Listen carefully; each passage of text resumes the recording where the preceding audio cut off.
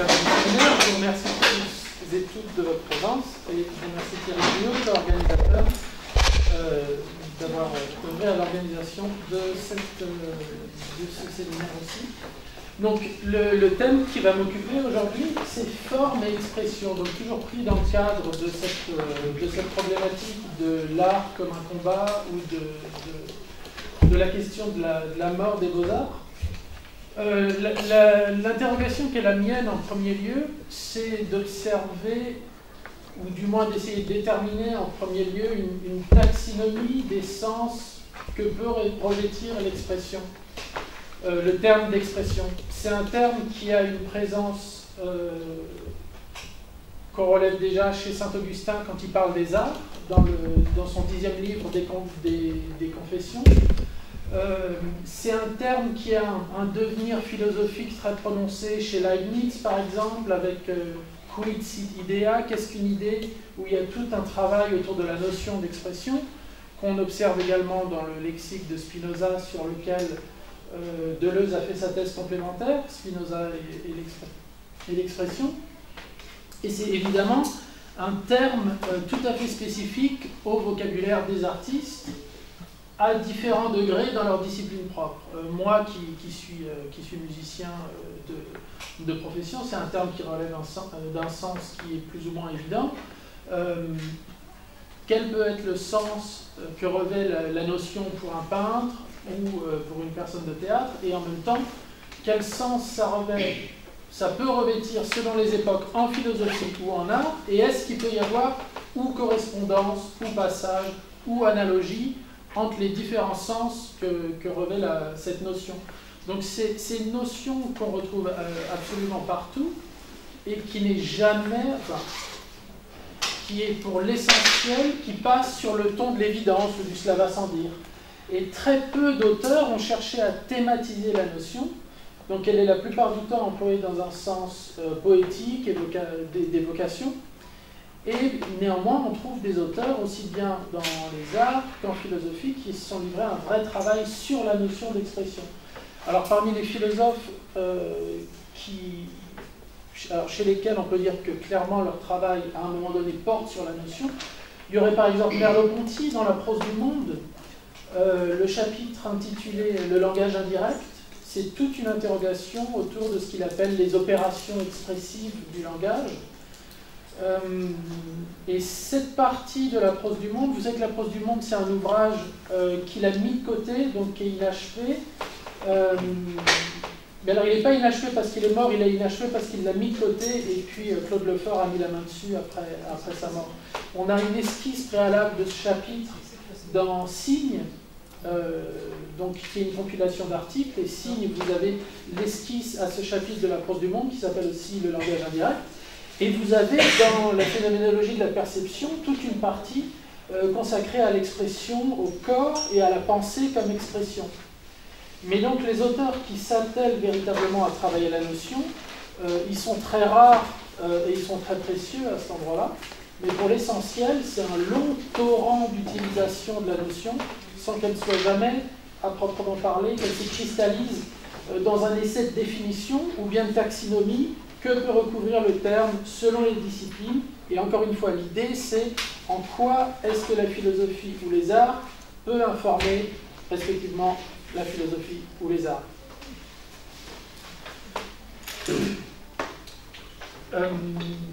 Et pour les...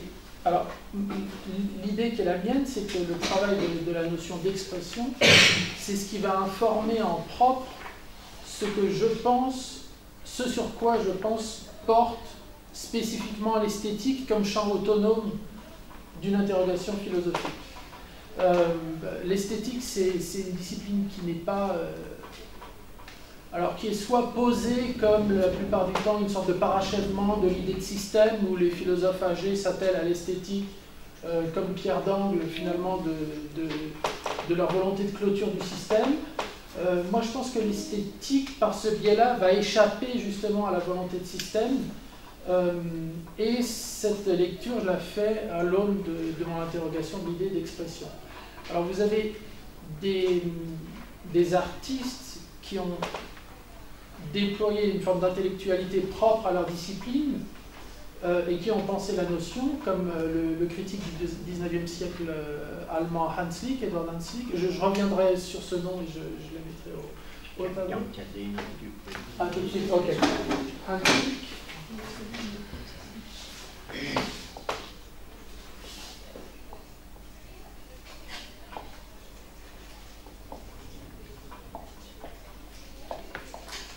Donc là, on a d'un côté des artistes qui développent une pensée propre à leur discipline.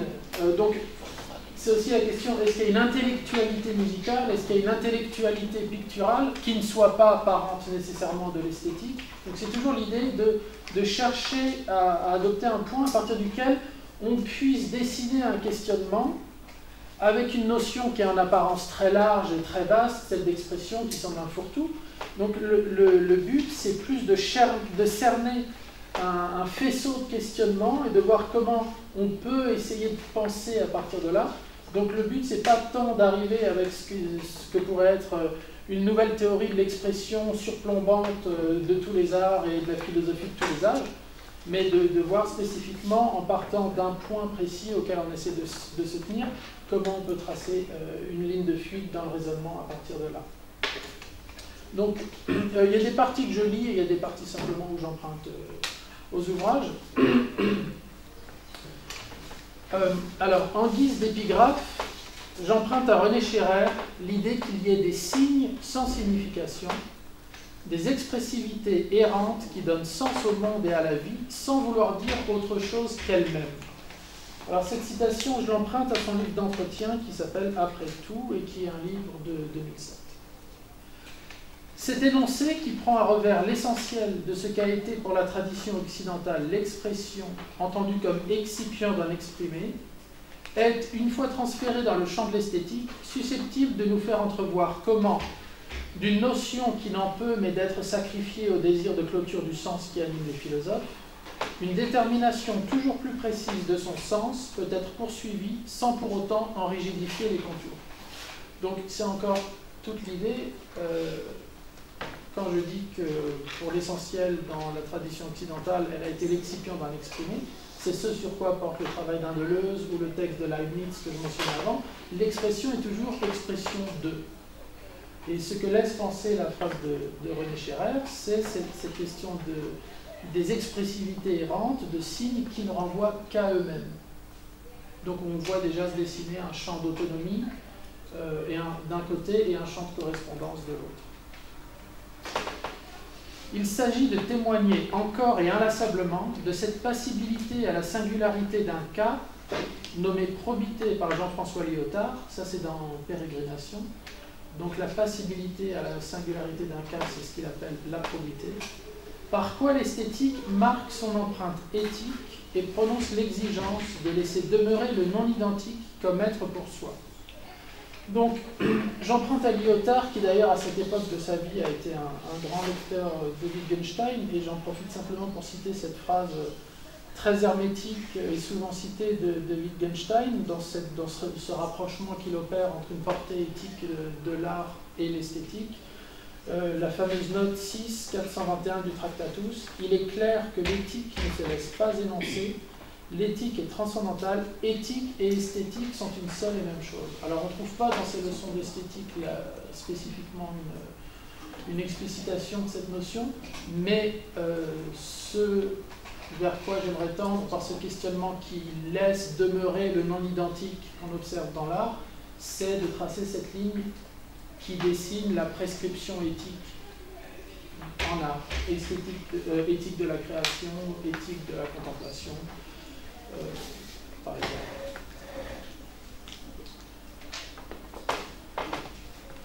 Alors, simplement, donc, quand je terminais en disant « et prononce l'exigence de laisser demeurer le non-identique comme être pour soi », là, je fais un rapprochement à nouveau avec M. Scherrer, mais qui est un rapprochement de pure sonorité entre les termes. Je ne fais pas un rapprochement lyotardien, scherrérien, ou avec l'idée de laisser demeurer non identique Adorno, Scherrérien. C'est simplement cette idée de laisser demeurer le non identique, je le rapproche de ce que dit M. Scherrer dans Un parcours critique, Donc c'est un simple type de résonance par sympathie.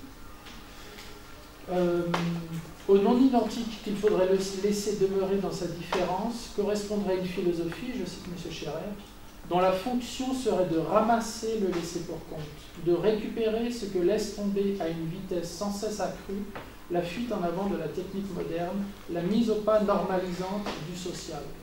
Donc là, ne serait-ce que par sympathie ou par analogie, il y a une proximité, du moins à mes oreilles, une ligne de fuite, Adorno, Scherer.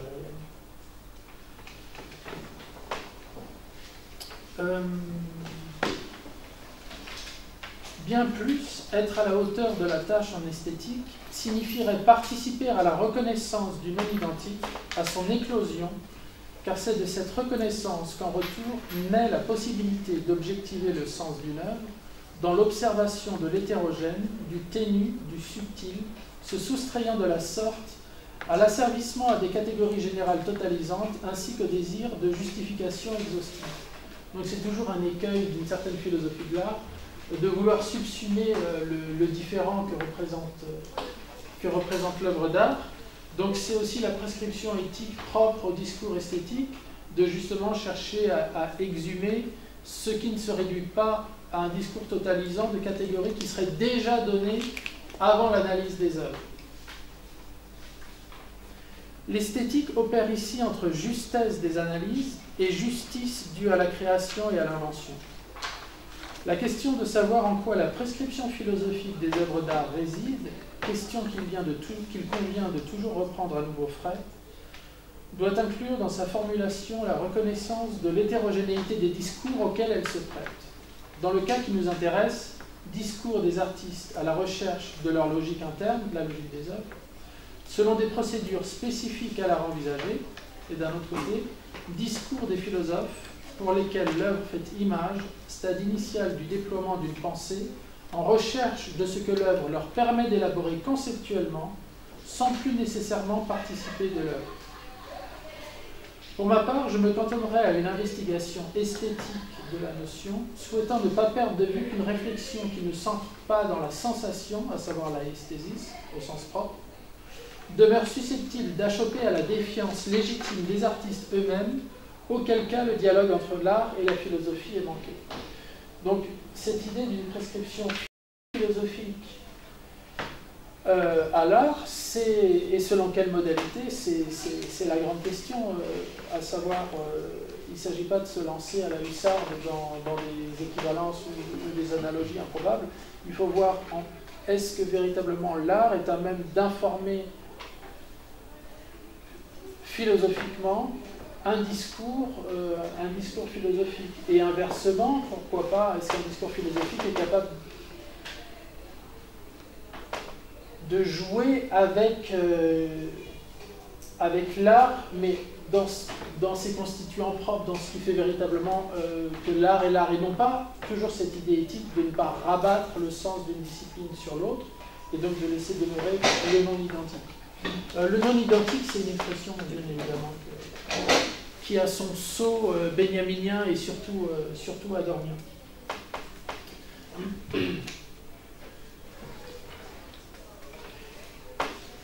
L'esthétique articule ici ce qui permet non pas le passage d'une de ces deux formes de discours à l'autre, car la question de savoir selon quel terme un tel passage serait légitime autrement que par simple analogie demeure ouverte, mais permet la coexistence de ces énoncés de nature dissemblable, les justifie réciproquement même, en ce que l'un comme l'autre visent à la connaissance. Donc à cet endroit-là, c'est ce que je disais au début, le but c'est certainement plus de tracer un faisceau de questionnement que d'offrir une assimilation qui serait nécessairement... qui s'autoriserait d'un discours philosophique ou artistique, mais qui en fait estomperait la singularité aussi bien de l'art que de la philosophie. Les justifie réciproquement même, en ce que l'un comme l'autre visent à la connaissance. Et ça, de fait, le discours des artistes sur l'art ou des philosophes sur l'art, c'est toujours à viser de connaissance et pas simplement de culture, par exemple. En empruntant à Deleuze, lecteur de Bergson, la tâche consisterait à, je cite Deleuze à retrouver les vraies différences de nature ou les articulations du réel, fin de citation, que dessinent spécifiquement art et philosophie lorsqu'ils se saisissent du même objet de réflexion.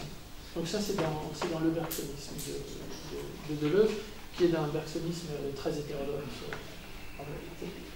Ce vers quoi il convient de tendre, c'est un éclairage partagé de l'art et de la philosophie, qui serait désentravé du faux prestige, mais de l'hermétisme réel de ces disciplines, dans le but d'inventer des problèmes qui ne seraient pas de simples mixtes mal analysés et témoigneraient de la singularité partant de l'autonomie de l'esthétique. Donc c'est toujours, encore une fois, la question de comment se pose un problème dont on dirait qu'il est spécifiquement esthétique, en ce qui ne perd pas son ancrage avec ce qui fonde l'expérience esthétique, à savoir le rapport à la sensation, donc la place qui est ménagée à ce qui ne relève pas du concept et de l'élaboration conceptuelle. Et c'est là, à mon avis, que se joue la singularité de l'esthétique.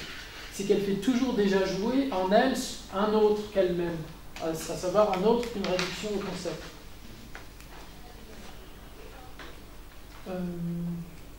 Et cette question d'inventer des problèmes et les mixtes mal analysés, j'en prends toujours à ce que Deleuze appelle les règles du bergsonisme. La première de ces règles du bergsonisme étant de porter l'épreuve du vrai et du faux dans les problèmes eux-mêmes, dénoncer les faux problèmes, réconcilier vérité et création au niveau des problèmes. Ce que nous souhaiterions esquisser par ce propos, c'est bien entendu une critique de l'esprit de système, en ce qu'il élimine les particularités, les caprices de l'invention, caprices entendus ici comme mobilité et saillie de l'imagination. Et là, on peut faire remarquer que le propos de totalisation du sens, il s'avère souvent infructueux en philosophie comme il s'avère infructueux en art, à savoir, vous observez dans les créations des années 50 qui se revendiquent du structuralisme, par exemple, la manière dont chaque paramètre est déterminé à l'avance par le travail opéré par la structure, et vous verrez que les compositeurs ont systématiquement cherché à la fin à raboter et à sortir de la volonté de système qui s'était imposée initialement, pour une raison très simple, c'est que toute singularité expressive était déjà éliminée, était perdue dans le résultat, et le but c'était comment retrouver ces qualités expressives qui s'estompent dans la manière dont on pose l'idée de système. Et alors à ce titre, simplement par analogie, mais vous avez peut-être eu l'occasion de voir l'exposition Rodin, c'est au Grand Palais, oui, c'est au Grand Palais, où on voit cette œuvre qui se place très tôt dans le parcours de Rodin, à savoir La Porte de l'Enfer, qui est une œuvre de commande. Une œuvre qui était destinée à l'exposition universelle de 1889 et qui contient déjà en réalité toutes ces grandes créations ultérieures, mais dans des modèles qui coïncident avec les dimensions de cette fameuse porte. Et vous voyez que en fait, si vous observez le propos initial d'une œuvre unique qui rendrait compte des qualités expressives de chaque œuvre, et ben ça ne marche pas. Et il a retiré les œuvres indépendantes que sont, il y a Ugolin et ses enfants, il y a Le Penseur, il y a les deux versions de La Faunesse, il y a La Femme accroupie, donc qui sont devenues des œuvres iconiques de Rodin, mais qui sont avérées infructueuses dès lors qu'elles ont été présentées selon ce projet initial d'un propos totalisant. Donc sortir de l'esprit de système que permet l'esthétique, c'est aussi cette critique de la totalisation du sens et de la clôture du sens. Et ne serait-ce qu'empiriquement, les artistes ont toujours observé que cette réduction de l'œuvre à un sens qui aurait déjà été donné initialement, ça n'a jamais fonctionné.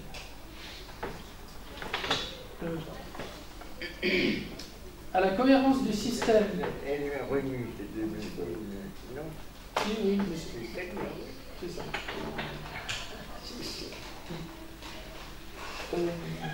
À la cohérence du système, vaine satisfaction de l'esthète, nous préférons la consistance de la création, cause de surabondance d'être.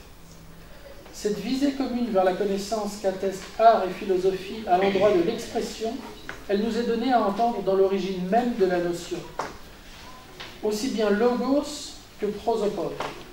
expression, il est le plus souvent rendu par logos ou prosopone, mais évidemment avec la polysémie propre à la langue grecque, qui rend le choix évidemment extrêmement ardu en dehors de chaque occurrence spécifique du terme.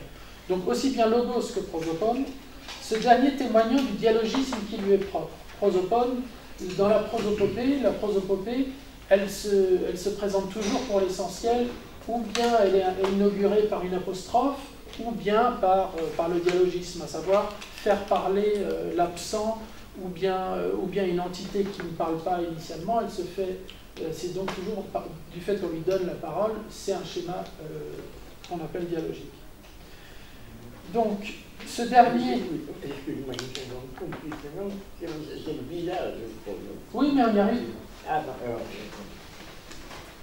non, donc, prosopone, ce dernier témoignant du dialogisme qui lui est propre, dialogisme étant l'autre nom de ce qui fonde la possibilité d'objectivation d'un sens, c'est-à-dire connaissance. il faudrait que tu l'écrives alors peut-être. Mais dans un instant, c'est ici, c'est là.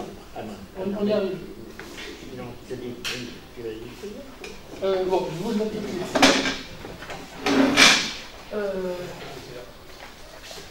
Donc on a le prosopone. Donc je vous le note aussi bien comme ça que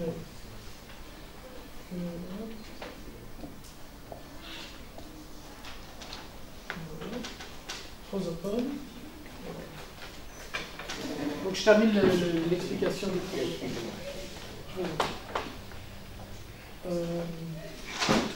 Établir la généalogie de la notion s'avère une entreprise impossible si nous la faisons commencer avec les auteurs de langue grecque, en raison de la polysémie inhérente attachée au terme de la langue, en raison également du choix du terme le plus susceptible d'approcher celui d'expression en français.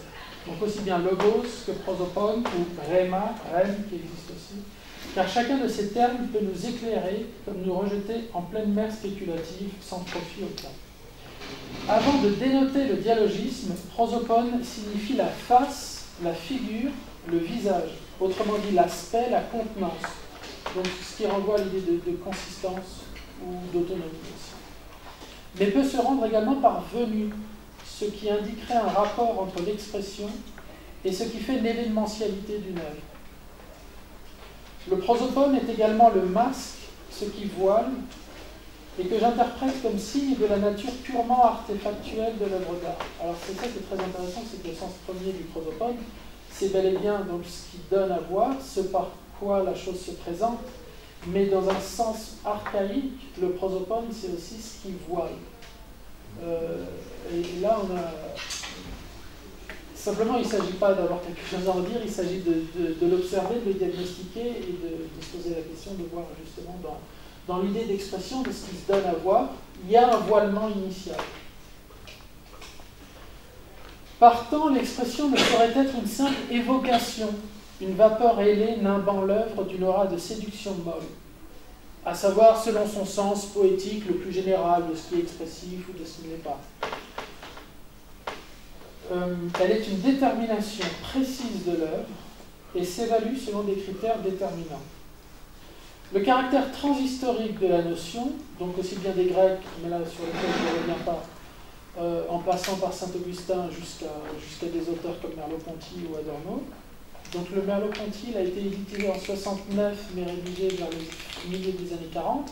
Adorno, la théorie esthétique, terminée en 69, donc vraiment au moment de sa mort, publiée en 70. Donc c'est encore très récent. Et vous avez aussi à la fin des années 60 cet auteur américain qui s'appelle Nelson Goodman,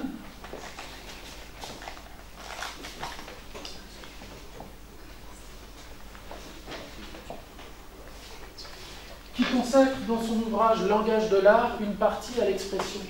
Mais alors c'est un contexte tellement étranger à ce qui peut se faire en philosophie occidentale, à savoir une sorte de ce qu'on appelle nominalisme épistémologique, c'est la question de la dénotation, du sens et de l'expression. Dans l'immédiat, c'est certainement trop, entre guillemets, exotique par rapport à un propos qu'on pourrait envisager en partant de Merleau-Ponty et d'Adorno, etc. Donc c'est un questionnement tout à fait autre et qui est issu de toute cette question de la philosophie des queens, Hilary Putnam, etc. Donc pour l'instant, je laisse ça de côté.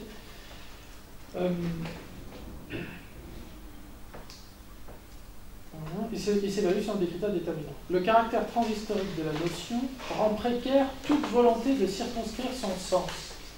Et ce, d'autant plus que son emploi a pu aussi bien témoigner d'une tonalité poétique que d'une véritable élaboration conceptuelle.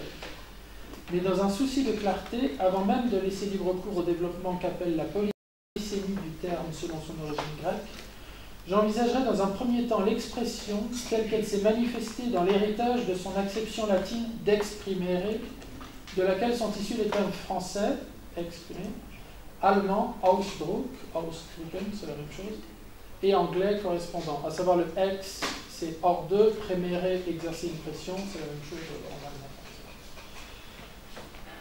Mais, je rajoute, il est à noter qu'un des sens dérivés et également archaïque du prémere latin est similaire au sens du prosopone grec, qui est de dissimuler, de cacher, de dérober. La première occurrence que je relève, donc là j'essaie de faire une traversée historique de la notion, si vous en connaissez d'autres, après je serai tout à fait intéressé. La première occurrence que je relève, digne d'intérêt, non parce qu'elle serait la première, mais parce que la problématique qui l'anime est exemplaire de tout le questionnement ultérieur sur lequel portera la notion, se trouve chez Augustin, au 10e livre de ses Confessions, dans un chapitre intitulé « Les plaisirs de Louis ». Je cite Augustin, « C'est que toutes les émotions de notre âme ont, selon leur caractère divers, leur mode d'expression propre dans la voix et le chant, qui par je ne sais quelle mystérieuse affinité les stimule. Mais le plaisir des sens, par quoi il ne faut pas laisser énerver l'âme, me trompe souvent. La sensation ne s'en tient pas à accompagner la raison en la suivant modestement, mais elle, qui tient de la raison tous ses titres à être admise, cherche à la précéder et à la conduire. » Donc ce passage, c'est clair aussi, quand on connaît le passé de saint Augustin, là, à savoir le fait qu'il a renoncé à la musique. Saint Augustin, son dernier écrit profane, est un écrit sur la musique, sur les rythmes grecs, les iambes, les troquets, etc., sur leur effet, sur leur effet donc sur l'âme, et il ambitionnait de poursuivre ce traité sur la musique par un traité qui se serait appelé de la mélodie. Et évidemment, cet essai, on n'en dispose pas, puisqu'entre-temps il est intervenu sa conversion, et où tout d'un coup il a instauré un rapport extrêmement critique à la musique, et comme on le voit ici, de faire en sorte que le sensualisme du son ne subjugue pas la compréhension du sens que lui permet sa raison. Donc on voit là déjà un tiraillement entre vraiment une reconnaissance de ce qui relève de l'aesthésis pure, il est subjugué par le caractère hédonique du matériau, et en quoi ça informe, mais aussi ça peut être dangereux pour le sens exprimé.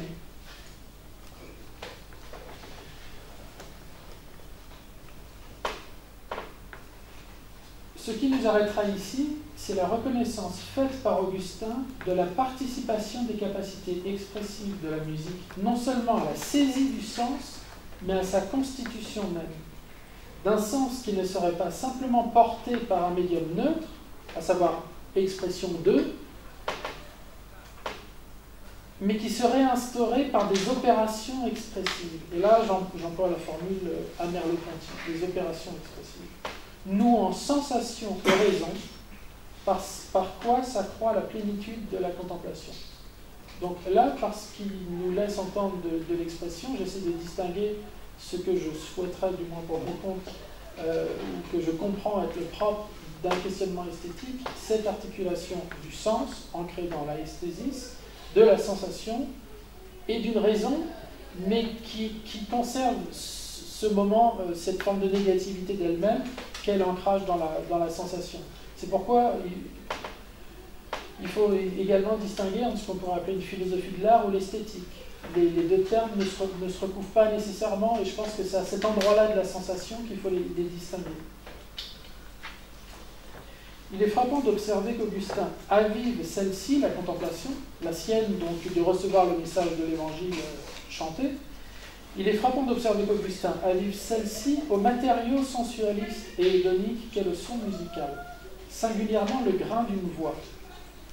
Pas moins remarquable est la difficulté soulignée par Augustin de ne pas céder à la faute, lui il dit, bon, le péché, que serait d'être plus, là je cite, que serait d'être plus ému du chant que des paroles chantées. Donc à savoir le moment où on est plus subjugué par l'émotion, par l'expression que fait passer le chant que par celle constitutive du message chanté. Ce qui dessine entre eux la nécessité d'un rapport qui maintienne un accord entre sensation et raison, d'une raison qui s'accroisse à mesure que la sensation se subtilise, c'est une forme, sinon d'éthique, du moins de méthode, voire de discipline de la contemplation. À savoir, c'est toute l'idée de qu'est-ce qu'une expérience artistique, qu'est-ce qu'être proprement face à un tableau, qu'est-ce que proprement auditionner une œuvre, et quelle est la part de travail et d'activité à laquelle se livre le spectateur.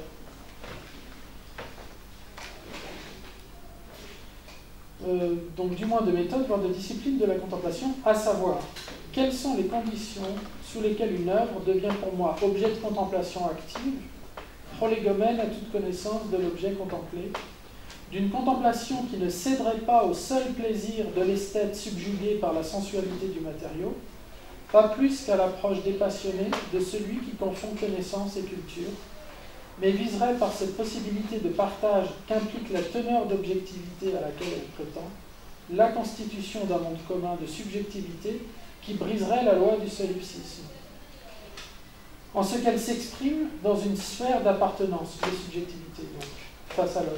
Alors, sphère d'appartenance, c'est une expression que j'emprunte à Husserl, traduite par Lévinas, donc une des traductions premières.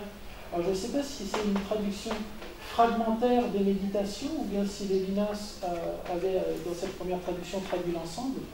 Donc, je l'emprunte là simplement dans un sens d'analogie, dans un sens d'évocateur, de sphère d'appartenance. Par contre, je me livre à une petite digression, parce que comme je travaille aussi beaucoup à la traduction de termes allemands, j'aimerais soumettre un point à la discussion par la suite, à savoir la difficulté de rendre le terme allemand par sphère d'appartenance, et qui a été rendu par sphère propre dans des traductions ultérieures. Dans la dernière que vous trouvez... Tu devras utiliser les écrire ces différents mots. Oui. Les gens ne suivront pas. Alors, sphère d'appartenance. Donc, le terme, c'est la traduction de Lévinas. En allemand, c'est Eigenheit.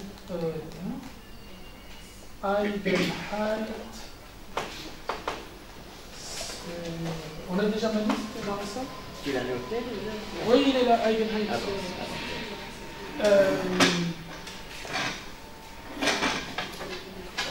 Et dans une traduction plus récente, c'est la sphère propre. Les sphères propres, ce serait véritablement Eigensphäre. Donc j'essaie de voir ce que nous dit le terme allemand, que nous rendent pas les traductions françaises de sphère d'appartenance ou de sphère propre. Donc je vous soumets ça, je l'ai soumis à M. Scherer également. Donc ça se trouve dans le paragraphe 44 des Méditations cartésiennes. La traduction plus récente, donc c'est vraiment une digression dans l'exposé, mais je me soumets à la discussion. La traduction plus récente, sous la direction de Marc Delaunay, rend Eigenheitssphäre par sphère propre, qui amenuise le sens de l'expression en ne rendant pas compte du suffixe heit, oui, de Eigenheit, qui à partir d'un adjectif, à savoir Eigen, forme un nom abstrait exprimant la qualité de celui-ci, à la manière du suffixe français ité ou latin tas. Le heit, c'est ité ou tas. Sphère propre, à savoir la traduction la plus récente que vous trouvez au PUF, se traduirait littéralement Eigensphäre, terme qui n'est pas... Il est déjà écrit, ça, non? Oui, il est là, Ah non, Eigenheitssphäre. non, oui, parce que je ne vois pas. Et comme je me dis, les auditeurs ne suivront pas, il faut qu'ils suivent bien, et donc que tu leur montres bien. Et s'il y a la moindre chose que vous souhaitez pouvoir noter, vous intervenez. Donc, sphère propre se traduirait littéralement Eigensphäre, terme qui n'est pas celui qu'emploie Husserl. Dans un sens élargi qui ne serait ici pas faux, on pourrait traduire également sphère de singularité, de particularité, voire sphère d'identité. Eigen est le propre, Eigenheit se rendrait alors par propriété, alors propre-iété.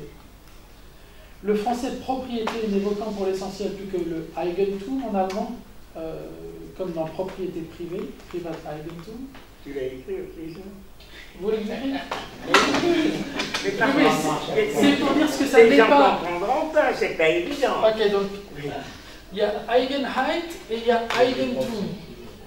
Eigentum, c'est au sens de propriété. Oui, mais comme il faut, je te l'avais fait remarquer, excuse-moi, il faut relier cela à quelque chose qui est plus connu, je crois, bien que ça ne soit pas du tout chez Husserl, c'est le fameux livre de Stirner, qui est connu. Max Stirner est plus connu parce qu'il est connu à travers Marx, et puis on en parle, et il a écrit un livre qui s'appelle L'unique et sa propriété. Or, c'est ça, sa propriété qui attire d'ailleurs les Leipzig de Marx et Engels à tort, d'ailleurs, mais c'est pas le problème. C'est Eigentum, là, dans ce cas, l'unique et sa propriété. Mais là, c'est au sens de propriété comme dans propriété privée. Alors que mais là, c'est propriété comme qualité. N'est pas. On peut utiliser le mot propriété dans un sens qui n'est pas. Parce que Marx et Engels, effectivement, relient ça à l'idée bourgeoise de propriété privée qu'ils attaquent dans l'idéologie allemande. Mais on peut pas bien utiliser le terme de propriété sans parler de la propriété. D'ailleurs, Stirner était lui-même un révolutionnaire socialiste contre la propriété, assez proche de Proudhon dans ses textes contre la propriété et le vol, assez proche de Rousseau, l'inégalité. L'origine de l'inégalité, celui qui le premier dit ce champ est à moi, etc. L'origine. Donc cette notion de propriété était très critiquée au XIXe siècle en relation avec cette propriété privée au sens social du terme. Mais en soi, le mot Eigentum ne veut pas dire forcément que ce soit la propriété d'une maison, d'un champ ou de n'importe quoi. La propriété, c'est bien les propriétés qui sont celles qui caractérisent un individu. Il a les propriétés physiques ou les propriétés intellectuelles. Donc la propriété veut bien dire, dans un sens large, tout ce qui est mon propre, ou ce qui m'appartient. C'est pour ça que sphère d'appartenance n'est pas qui est due à Lévinas, n'est pas mauvais. C'est ce que lui reprend Deleuze dans Le Pli, où il fait une allusion à un certain moment à ce passage de Husserl, et où il parle à propos de la monade, parce que la monade en même temps a des appartenances.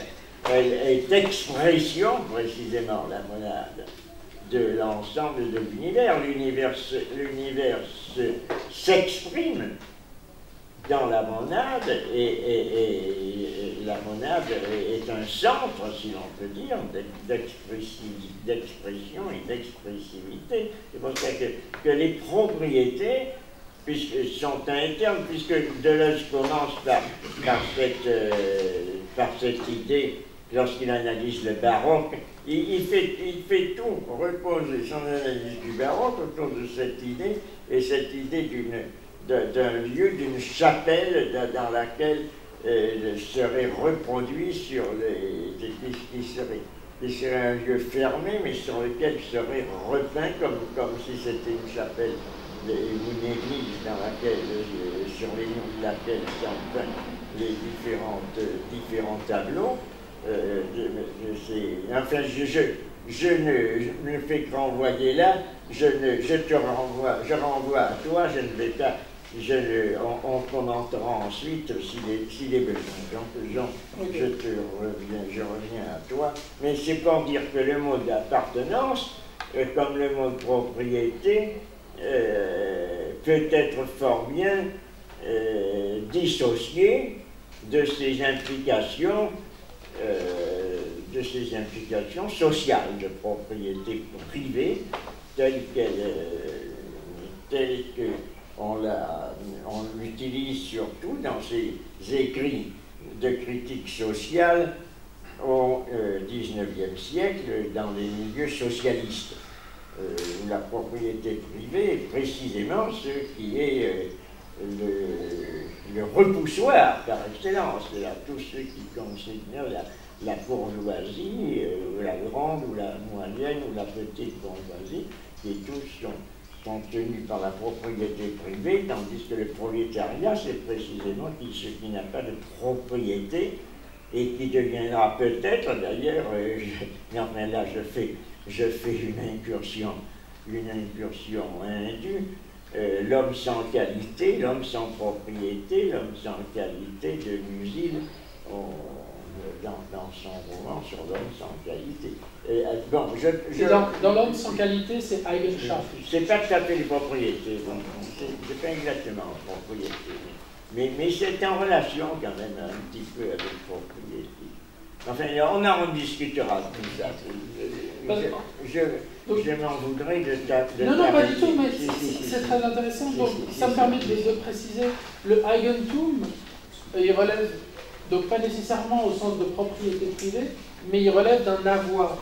Donc, on peut être affecté, mais d'un avoir qui ne participe pas de la qualité. Eigenheit, c'est ça. Et une qualité comme étant ce qui constitue la particularité et qui signe l'identité. Et Eigenschaft, c'est aussi une qualité de soi, mais dans un sens plus large. Voilà, donc donc je termine juste avec ce petit essai de traduction. Eigen est le propre, non, ça veut dire Eigen, donc je fais le détour par le latin en fait. Eigen pouvant également être peu extensif au sous latin, et le terme céité, à savoir la qualité du soi, existant en français, on pourrait traduire certainement de la manière la plus idoine, sphère de la céité. Quoique l'expression est évidemment très gourmée, que je l'écris. Là, tu es obligé. Donc, si vous aviez un avis dans la discussion sur ça, j'en serais très heureux. Alors, le grand champion de ce genre de terme, c'est Étienne Souriau, qui enchaîne les abagétés. Mais on utilise plutôt dans ces cas-là, mais ça ne veut pas dire tout à fait la même chose. En définitive, ce n'est pas faux ce que tu dis, mais en fait, on te répondrait tout de suite, mais c'est, en fait, on utilise bien ce mot, mais sous la forme de ipséité. On utilise le ipsé à ce moment-là. C'est pas le C, c'est le ipsé qui renvoie soi-même. Donc c'est le ipsé que l'on utilise, c'est la sphère de l'ipséité qui correspond également aux sphères de l'appartenance qu'aurait pu utiliser Husserl comme mot, puisqu'il utilise le mot d'ipséité, se trouve, je ne pourrais pas dire exactement où, mais enfin à plusieurs reprises, la phénoménologie utilise ce terme d'ipséité, si ce n'est pas elle qui l'a introduit d'ailleurs dans le vocabulaire assez courant de la philosophie. Mais le ipsé,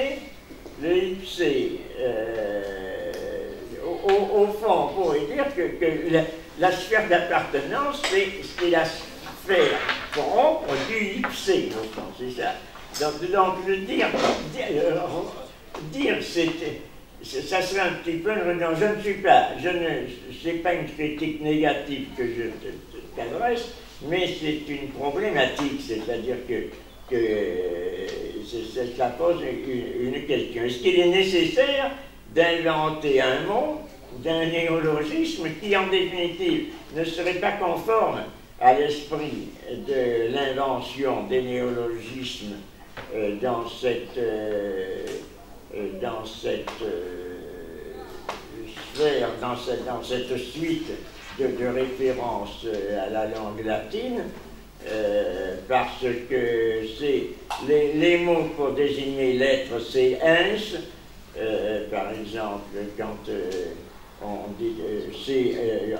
on utilise dans entité, par exemple, c'est ipsé. Le C, en fait, n'est pas tout à fait utilisable. Enfin, on reviendra là-dessus, donc je te laisse la parole. L'exemple donné par ce texte d'Augustin est particulièrement éclairant pour un ensemble de raisons dont nous souhaitons rappeler ici les principales pour l'intelligence du propos. Un sens distinct du sens des mots chantés émerge de leur mise en musique.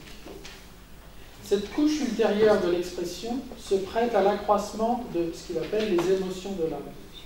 Par la correspondance qu'elle effectue entre sensation et raison, elle permet une forme inédite de questionnement qui se révèle esthétique au sens propre, et si elle vise par là également à la connaissance, c'est alors d'une connaissance non discursive qu'elle relève. J'entends par non discursif ce qui ne relève pas des règles d'enchaînement du discours pris dans une suite logique, ce qui n'implique pas un renoncement à toute logique, mais une logique d'un autre ordre, celle des procédures spécifiques de l'art. Du développement immanent du matériau, de la déduction des enchaînements, logique qui témoigne de l'absolue consistance d'une œuvre, sans qu'aucune règle d'enchaînement posée préalablement n'arrive à témoigner de la justesse des rapports en présence. Donc ça, c'est... Alors, cette notion de déduction et de logique parfaite, immanente au matériau, cette logique du matériau, vous en avez un très bel exemple dans les leçons de Paul Klee, quand il donne à un élève... alors chez lui, ça a occasionné l'œuvre, comment on appelle ça? Tu sais, le visage foudroyé. Il part d'un exercice simple de comment exercer des forces sur une sphère, et puis l'élève divise la chose en deux, et vous voyez les travaux intermédiaires de Klee entre un exercice très simple et le tableau final, et vous arrivez à suivre dans son raisonnement qui est proprement celui de... Oui, c'est analysé par Boulez. Boulez aussi en parle. Donc de cette logique propre d'un questionnement artistique dont les règles d'enchaînement ne sont données que dans la singularité de ce moment, de ce cas. Et Boulez a emprunté une notion qui est cardinale chez lui, celle de déduction du matériau, d'avoir comment à partir, chez Schoenberg ça s'exprime par une série à partir des années 23, ou bien du structuralisme en musique, comment avec un matériau restreint, vous déduisez une pièce qui soit cohérente et qui se tienne dans son ensemble, mais sans autre règle d'enchaînement que ce que le matériau permet. Et c'est ça qui fait la consistance d'une œuvre. Et cette consistance, c'est dans la contemplation ou dans l'audition, quand on fait le travail, le long travail d'assesse que ça requiert, c'est ce qui objective les qualités internes d'une œuvre, c'est ce qui fait que le partage est possible, c'est ce qui fait que par exemple moi, musicien, je rencontre des collègues du monde entier, on se sera toujours déjà entendu avant d'avoir à discuter de l'œuvre en question, parce que l'éducation qui veut qu'on arrive à percevoir après un certain temps ça, c'est ce qui témoigne de ce que j'appelle la valeur d'objectivité d'une œuvre.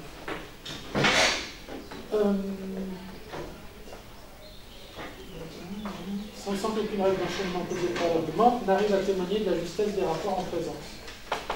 Juger de l'œuvre d'art revient en deçà de toute instance transcendante affirmant ce qu'est l'œuvre d'art, à juger des rapports présentés, de leur liaison réciproque, de leur connexion intime et profonde.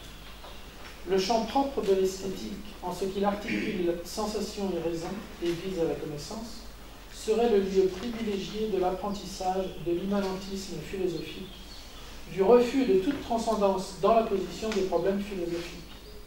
Alors là, je renvoie évidemment à ce qu'en dit Deleuze dans son Périclès et Verdi, qui fait de Châtelet l'exemple de la philosophie, du refus de toute transcendance dans la position des problèmes philosophiques.